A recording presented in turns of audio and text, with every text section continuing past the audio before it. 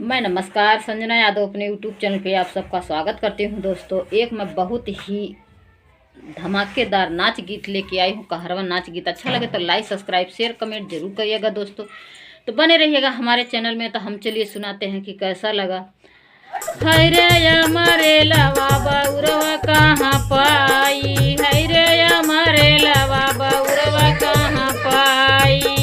सास मांग गट्टा ना दिया मिठाई, सास मांग गट्टा ना दिया मिठाई।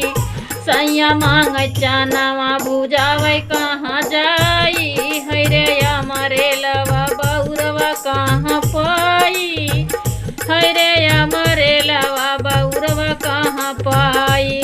सास मांग गट्टा ना दिया मिठाई, ना दिया मिठाई। सैया मांग चनावा भुजावे कहाँ जाई, सैया मांग चनावा भुजावे कहाँ जाई। है रे हमारे लवा बउरवा कहाँ पाई, है रे हमारे लवा बउरवा कहाँ पाई। सास मांग गद्दा ना दिया रजाई, रजाई ना दिया रजाई।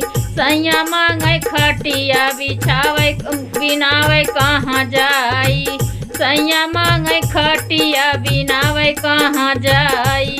है रे हमारे लवा, है रे हमारे लवा बउरवा कहाँ पाई, है रे हमारे लवा बउरवा कहाँ पाई, है रे हमारे लवा बउरवा कहाँ।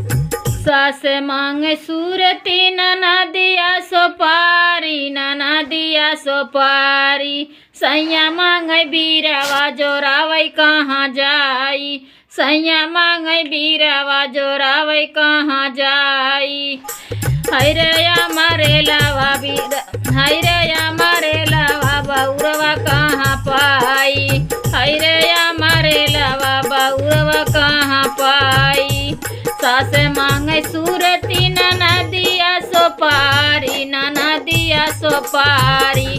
सैया मांग बीरावा जोरावे कहाँ जाई, सैया मांग बीरावा जोरावे कहाँ जाई। बाय बाय दोस्तों, फिर मिलते हैं।